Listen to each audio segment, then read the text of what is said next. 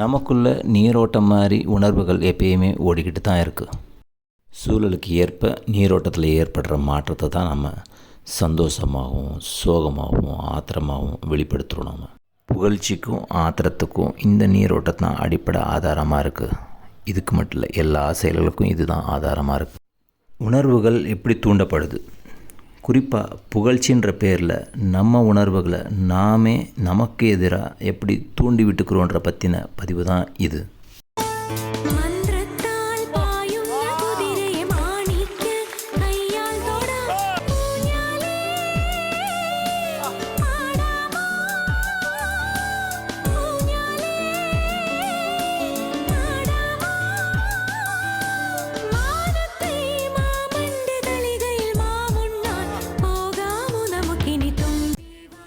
ஒரு நல்ல பாட்டை கேட்குறப்ப ஆஹா ஓஹோன்னு புகழ்கிறது ரொம்ப நேச்சுரலான விஷயம்.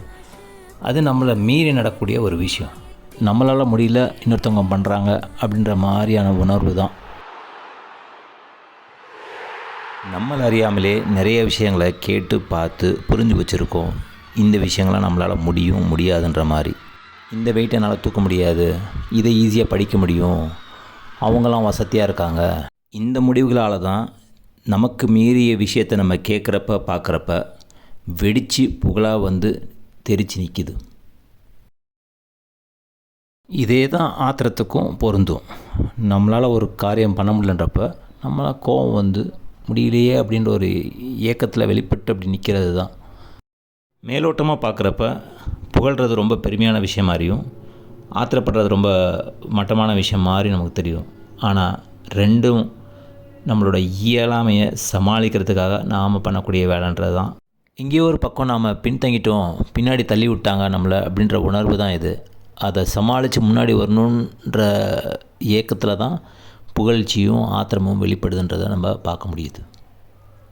அடடே ஷபாஷ், அந்த ராகத்தில் பின்னி பெடல் எடுத்துட்டாருப்பான்னு பாராட்டுறப்ப அந்த இசையமைப்பாளரோட இவர் ஒரு ஸ்டெப் மேலே இருக்க மாதிரியான சமாளிப்பையும், ஆத்திரப்படுறப்ப கூட நம்ம கெட்ட வார்த்தை பேசுகிறதோ இல்லை எனக்கு அவனை தெரியும் இவனை தெரியும் நீ ஏன் ஏரியா பாருன்றதும் நம்மளோட இயலாமையை சமாளிக்கக்கூடிய வேலையாக தான் இருக்குது. நம்மளோட இயலாமையை ஏற்றுக்காமல் சமாளிச்சுக்கிட்டே இருக்கிறது மனப்போராட்டத்தை நமக்குள்ளே ஏற்படுத்துது. நம்மளோட மனப்போராட்டங்களை பயன்படுத்தி தான் ஆன்மீகவாதிகளும் அரசியல்வாதிகளும் கமான் ராஜா கமான் அப்படின்னு சொல்லி நம்மளை ஓட வச்சுக்கிட்டே இருக்காங்க அவங்களோட குறிக்கோளுக்காக. நாம் புகழ்கிறது ஒரு பக்கம் இருக்க, புகழை எதிர்பார்த்து ஒருத்தவங்க பாட்டு போடுறாங்கனாக்கா நம்மளோட இயலாமையையும் இன்ஃபீரியாரிட்டி காம்ப்ளெக்ஸையும் தூண்டக்கூடிய செயல் தான். மழையை கொடுக்கக்கூடிய ராகம் இந்த அமிர்த வர்ஷினி அப்படின்னு சொல்லக்கூடியது. என் பாட்டை கேட்டு தான் மழை வருது, யானை வருது அப்படின்னு தொடர்ச்சியாக சொல்கிறப்ப நம்மளோட இன்ஃபீரியாரிட்டி காம்ப்ளெக்ஸை தூண்டப்பட்டு சமுதாயத்திலேயே ஒரு ஏற்றத்தாழ்வை ஏற்படுத்தக்கூடிய வேலை தான் இது. கோட்டுக்கு பக்கத்தில் ஒரு பெரிய கோடு போட்ட உடனே முதல்ல போட்ட கோடு சின்னதா மாறி போச்சு இல்லையா? ஆமா. புகழுக்கு மயங்காமல் எப்படி ஒரு இசையமைப்பாளர் தன்னோட கடமையை செய்வாரோ அதே மாதிரி தான் கேட்கக்கூடிய நாமும் அந்த பாட்டுக்குள்ளே என்ன ஒரு நல்ல விஷயம் இருக்குன்றதை நம்ம தேடி கண்டுபிடிக்க முயற்சி பண்ணணும். இதே தான் காந்தியும் அவர் ட்ரெயின்லேருந்து தூக்கி விட்டிருந்தப்போ கோவப்பட்டு ஆத்திரப்பட்டு வார்த்தையை கொட்டாமல் அந்த எனர்ஜியை சேர்த்து வச்சு என்ன பண்ணலான்னு யோசித்தார்.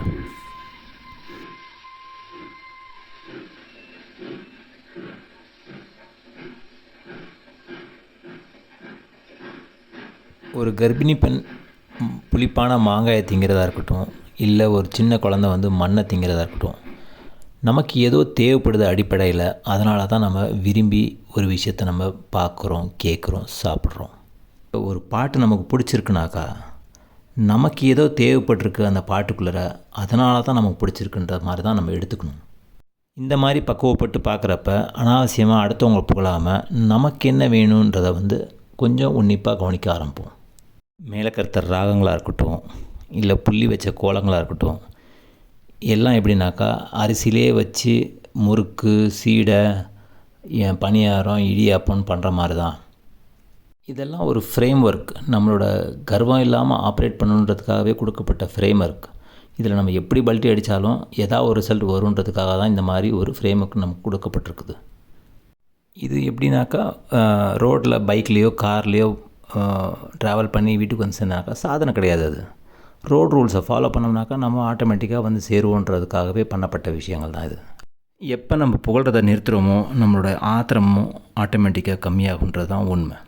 அவனுக்கு தெரிஞ்சதை அவன் பண்ணுறான், எனக்கு தெரிஞ்சதை நான் பண்ணுறேன், எல்லாருக்கும் எல்லாம் பண்ண முடியுன்ற நம்பிக்கையில் தான் நிம்மதியாக பொழப்பு ஓடும்.